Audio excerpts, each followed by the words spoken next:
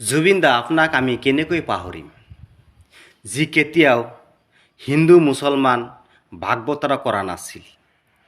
আজি আপোনাৰ কথা কওঁতে আমাৰ গাঁৱৰ নোম শিউৰি উঠে। আমি আপোনাক কেতিয়াও পাহৰিব নোৱাৰিম।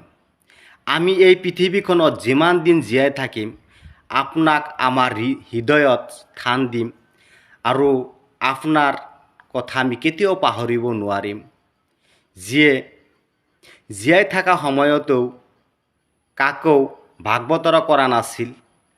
আজি ঠিক আপুনি আমাৰ পৰা চিৰ বিদায় ল'লে, ইহলীলা ত্যাগ কৰিলে, তথাপি আপুনি হিন্দু মুছলমান বৌদ্ধ খ্ৰীষ্টান সকলোকেই একেকাৰ কৰি তোলে। আপুনি মহান। আপোনাৰ নিচিনা নাজানো এই পৃথিৱীত আৰু কোনোবাই জন্ম ল'ব কি নাজানো। আপোনাক অসমবাসীয়ে কেতিয়াও পাহৰিব নোৱাৰে। আপোনাৰ কথা ক'বলৈ গ'লে আমাৰ গাঁৱৰ নোম শিউৰি উঠে। আপোনাৰ প্ৰত্যেকটো কথাই আজি আখৰে আখৰে পালন হৈ আছে।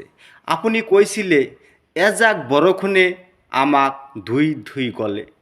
ঠিক যোৱাকালি সৰুসজাই ষ্টেডিয়ামত আপোনাৰ নশ্বৰ দেহাটো ৰখা হৈছিল। আপোনাৰ গানৰ আপোনাৰ কথা ঠিক আখৰে আখৰে পালন হ'ল। আমি দাদা আপোনাক কেতিয়াও পাহৰিব নোৱাৰিম।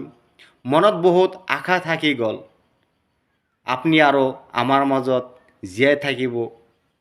এই আশাটো আধৰুৱা হৈ গ'ল।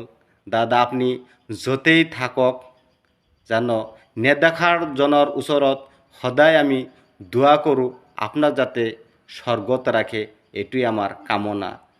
আৰু ভিডিঅ'খন আপোনালোকে সকলোৱে শ্বেয়াৰ কৰি দিব।